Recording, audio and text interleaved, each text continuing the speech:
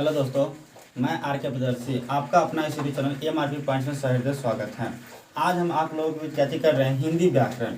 हिंदी व्याकरण के अंतर्गत आज क्या कर रहे हैं चौथा क्लास, मतलब चौथा क्लास आप लोगों के बीच हम क्या कर रहे हैं प्रेजेंट कर रहे हैं। ठीक है, तो क्या कहता है कि इससे पहले हम वर्ण का 3 क्लास ले चुके हैं और कहता है कि आप लोग कहता है उम्मीद है कि आप लोग भी 3 क्लास अच्छे तरीक़े से क्या होगा कि अटेंड किए होंगे और क्या होता है कि आपको अब कहता है कि ये क्लास लेने में बहुत क्या इंटरेस्ट आया होगा। तो आज हम लोग चौथे क्लास क्या करने जा रहे हैं लेने जा रहे हैं। चौथे क्लास के अंतर्गत आज हम जानेंगे क्या चीज़, नाद के दृष्टिकोण से व्यंजन वर्ण को कितने भागों में बांटा गया है। तो देखिए, नाद के दृष्टिकोण से व्यंजन वर्ण को 2 भागों में बांटा गया है। कितने भागों में बांटा गया है? 2 भागों में, एक घोष और एक अघोष। ठीक है, तो यहाँ पर हम लिखते हैं क्या चीज़ कि नाद के दृष्टिकोण से क्या कर रहा है, नाद के दृष्टिकोण से। देखिए, नाद के दृष्टिकोण से व्यंजन वर्ण को 2 भागों में बांटा गया है। कितने भागों में? 2 भागों में बांटा गया है। 2 भागों में बांटा गया है। यानी कहने का मतलब हो गया कि नाद के दृष्टिकोण से व्यंजन वर्ण को कितने भागों में बांटा गया है? 2 भागों में बांटा गया। ठीक है, तो इस 2 भागों में है कौन कौन? तो देखिए, 1 नंबर में मेरा आता है घोष वर्ण। कौन वर्ण है? घोष। और 2 नंबर में मेरा आता है क्या चीज़? अघोष। मतलब घोष वर्ण और क्या चीज़ हो गया? अघोष वर्ण। ठीक है, तो घोष वर्ण और अघोष वर्ण में होता क्या है इसके बारे में। ठीक है, अब देखिए कहता है कि घोष वर्ण अघोष वर्ण समझ आ गया।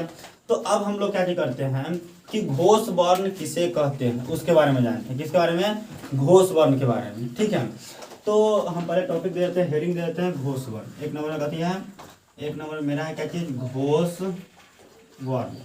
घोष वर्ण।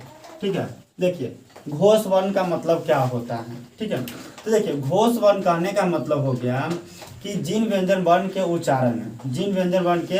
उच्चारण में श्वास के साथ मतलब कहता है श्वास के साथ क्या चीज़ हो कि श्वास के कारण कंपन हो। जब हम लोग कहता है कि व्यंजन वर्ण का उच्चारण करेंगे ना, तो श्वास के कारण क्या होना चाहिए? उसमें कंपन होना चाहिए। क्या होना चाहिए?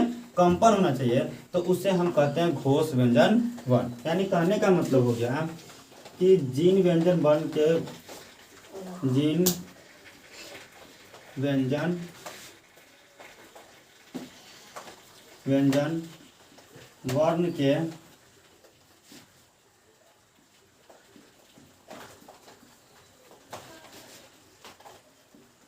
उच्चारण में श्वास के साथ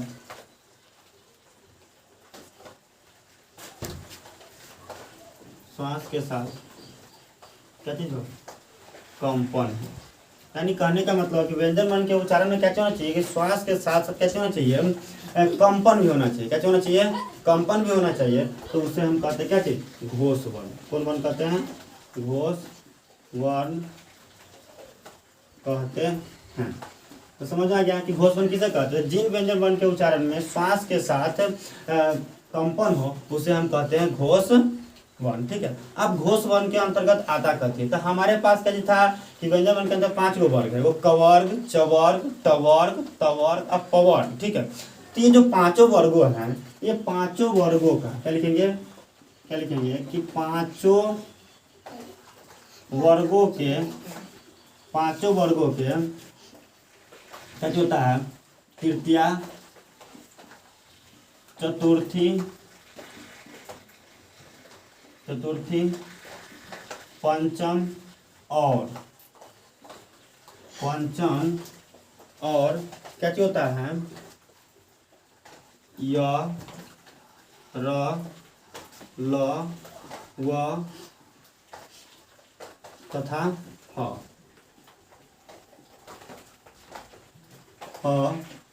को घोष वर्ण कहा जाता है। घोष वर्ण कहा जाता है। समझ आ गया कि घोष वर्ण किसे कहते हैं। ठीक है, तो क्या होता है कि 5 वर्गों की तृतीया, चतुर्थी, पंचम और य, र, ल, व और ह को हम लोग कैसे कहते हैं? घोष वर्ण कहते हैं। ठीक है, तो आप घोष वर्ण के अंतर्गत तो जैसे में देखिए पांचों वर्ग कौन कौन आएगा एग्जाम्पल में हम लोग आते हैं। देखिए जैसे में हो जाएगा मेरा क्या हो जाएगा, देखिए ग घ अंग, ज झ य, उसके बाद क्या चीज ड ढ और क्या चीज द ध न, ब भ म, य र ल व और ह। और इसकी कुल संख्या कितना है 20। इसकी कुल संख्या कितना है 20।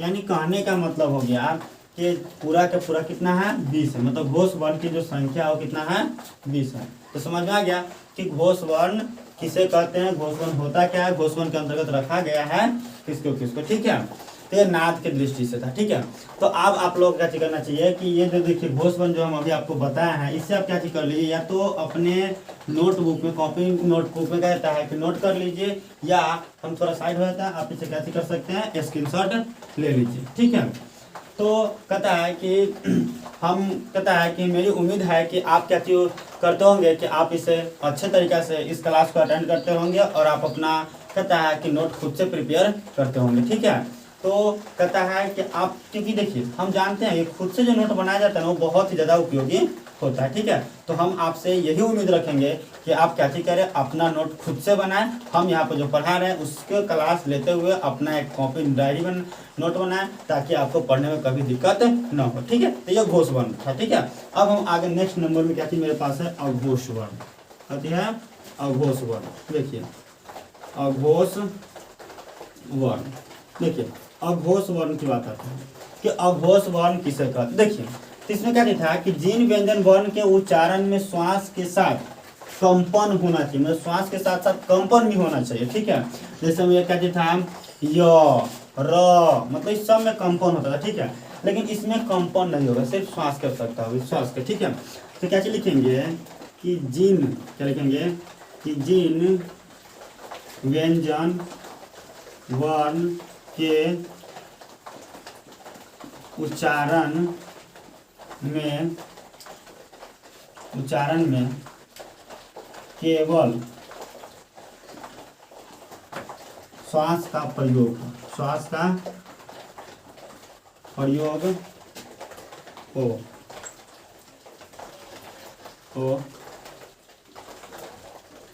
अघोष वर्ण कहलाता है। अघोष वर्ण कहलाता है। समझ में आ जाएगा कि जिसमें क्या होता है कि केवल क्या होना चाहिए श्वास की आवश्यकता, केवल श्वास की, इसमें कभी भी कंपन की आवश्यकता ना हो उसे हम कहते हैं क्या चीज अघोष वर्ण। ठीक है, अब देखिए क्या कहता है, तो देखिए इसमें भी पांचों वर्ग, तो पांचों वर्ग जो बाकी शेष जो व्यंजन वर्ण में 20 के अलावा जो बच गया है 33 में से 13 को वो पूरा का पूरा में कहते हैं अघोष वर्ण। तो है कौन कौन, तो देखिए लिख दो क्या कि पांचों वर्गों के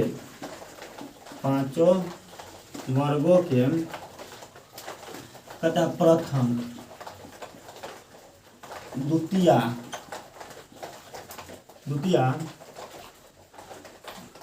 कौमा तलावे स मूर्धन्य स और दंती स को अघोष वर्ण कहा जाता है। हो गया, मतलब पांचों वर्गों का जो प्रथम हो गया, द्वितीय हो गया, तलावे स हो गया, मूर्धन्य स हो गया और दंड स हो गया, इसको हम लोग कहते हैं क्या चीज अघोष वर्ण। ठीक है, क्योंकि इसके उच्चारण में सिर्फ हमें क्या होता है कि श्वास की आवश्यकता होती है, कंपन हमें नहीं होता है। ठीक है, बाकी जो ऊपर जो कहता है कि ये जो ग घ इस समय हमको कंपन होता है। ठीक है, लेकिन ये जो हो गया क ख इस समय कंपन की आवश्यकता नहीं होता है। ठीक है, तो इसीलिए कहता है कि यह अघोष वर्ण है। ठीक है, तो अघोष वर्ण के अंतर्गत आएगा कौन कौन, तो जैसे में हम लोग जान लेते हैं। देखिए जैसे में आ जाएगा क ख च छ ट ठ त थ, उसका हो जाएगा प ह। ठीक है, उसके बाद आ जाएगा क्या चीज, तालाबे स, मूधन स, दंड स। इसकी कुल संख्या कितना है, 13 है। यानी कि इसकी जो कुल संख्या है वो कितना है, 13 है। तो समझ में आ गया होगा कि घोषवर्ण जिसकी कुल संख्या कितना है, 20 है, और अघोषवर्ण जिसकी कुल संख्या कितना है, 13 है। ठीक है, तो देखिए आपको हम यही बताएंगे, यही सलाह देंगे कि आप क्लास अटेंड करते रहिए और इस क्लास को क्या चीज कर लिए, लेते रहिए। पूरा क्लास आप क्या चीज कर रही है, खत्म करते। ठीक है, आपका ये जो क्लास है यह आपके लिए बहुत ही ज़्यादा जरूरी है। चाहे आप कंपटीशन के स्टूडेंट हो, चाहे आप 9th में पढ़ रहे हैं, 10th में पढ़ रहे हैं, चाहे 11th चाहे 12th में, किसी भी क्लास में पढ़ते हैं, लेकिन व्याकरण पढ़ना बेहद ही जरूरी है ताकि हमको शुद्ध लिखना, पढ़ना, बोलना आना जरूरी है। ठीक है, तो आप एक काम कीजिए, क्या चीज, मैं थोड़ा साइड हो जाता हूँ, इससे आप क्या चीज कर लीजिए, स्क्रीनशॉट मार लीजिए। ठीक है, कॉपी पर नोट डाउन कर लीजिए। ठीक है, तो फिर क्या कहता है कि अभी थोड़ा हम इसको क्या कहते हैं, रिमूव करते हैं, फिर आगे हम बढ़ते हैं। ठीक है, देखिए अब क्या चीज है, बालाघाट। कौन है, बालाघाट। अगला जो टॉपिक मेरा है यह क्या चीज है, बालाघाट, बालाघाट। ठीक है, मतलब जो है तो देखिए बालाघाट या इसी को कहा जाता है स्वराघाट। ठीक है, ये देखिए बालाघाट होगा या क्या होना चाहिए, स्वराघाट। ठीक है, इसे किसे कहते हैं, मतलब कहेंगे कि बालाघाट या स्वराघाट किसे कहते हैं। देखिए जब हम किसी शब्द का उच्चारण करते हैं, शब्द क्या करते हैं, बोलते हैं, तो किसी एक वर्ण पर क्या कहता है, बल देना। किसी एक वर्ण पर बल देना बालाघाट कहलाता है। यानी कहने का मतलब हो गया कि शब्द के उच्चारण के समय, शब्द के उच्चारण के समय किसी एक वर्ण पर, मतलब किसी वर्ण पर बल देना बालाघाट कहलाता है। जैसे में देखिए इंद्र, क्या लिखते हैं, इंद्र। तो इंद्र में क्या होता है कि इंद्र, इंद्र जैसे बोलते थे, ई पर हम ज्यादा जोर डालते हैं, इस कारण ई मेरा बालाघात हो गया। विष्णु, विष्णु हो गया, तो विष्णु में देखिए वी पर हम ज्यादा जोर डालते हैं, इस कारण वी मेरा कथी है, कहता है बालाघात है। ठीक है, बालाघात वर्ण है। तो वही कहता है कि देखिए शब्द के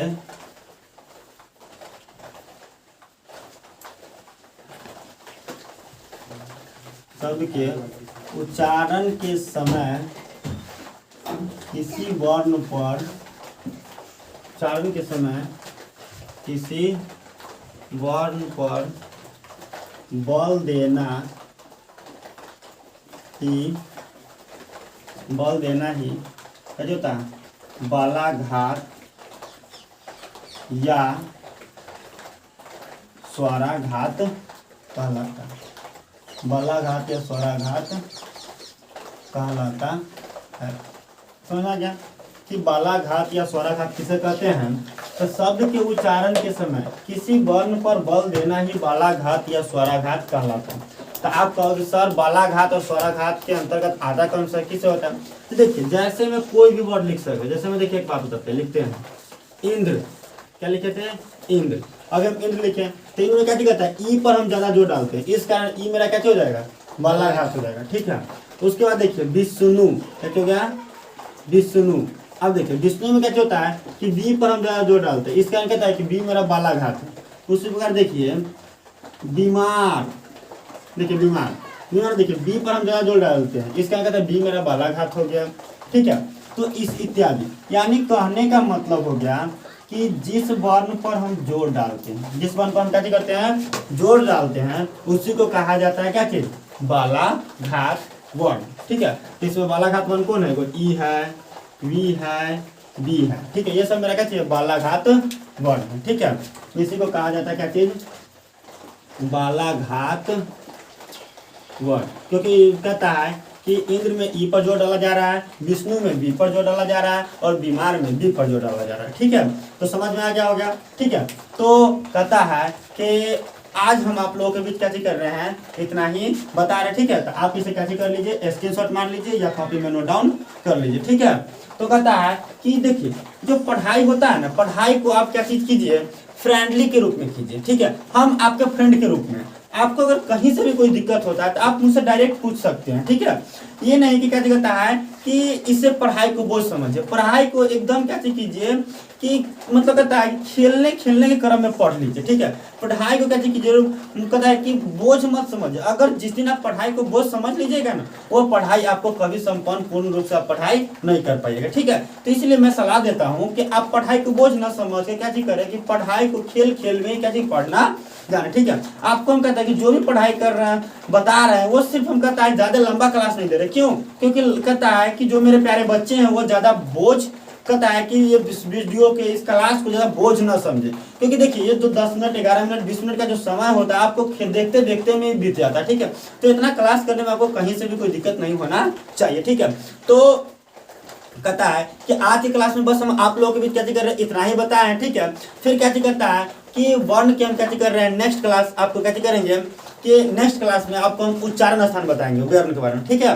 तो क्या करता है कि इससे आप क्या करिए पूरा क्लास अटेंड कर लीजिए। अगर आप के पास कहता है कि वीडियो है और कहता है कि 3 क्लास नहीं है तो उसका भी लिंक मैंने नीचे डिस्क्रिप्शन बॉक्स में डाल दिए हैं। अगर आप चाहते हैं कि वर्ण का पीडीएफ प्राप्त करना तो वर्ण के पीडीएफ आप प्राप्त कर सकते हैं। इसके लिए आपको क्या कहता है कि नीचे रेड कलर में जो क्या लाइनिंग चल रहा है उसमें मेरा व्हाट्सअप कॉन्टैक्ट नंबर लिखा गया, उस कॉन्टैक्ट से आप क्या कहते मुझसे कॉन्टैक्ट कीजिए और अपना पीडीएफ प्राप्त कर सकते हैं, ठीक है। अगर आप इससे टेलीग्राम ऐप पर भी जुड़ना चाहते हैं तो टेलीग्राम ऐप पर भी क्या कर सकते हैं MRP पॉइंट सर्च कीजिएगा, वहां पर मेरा कहता है चैनल चल रहा है, ठीक है। अगर आप इंस्टाग्राम पर जुड़ना चाहते हैं तो इंस्टाग्राम पर भी आप क्या कर सकते हैं जुड़ सकते हैं, ठीक है।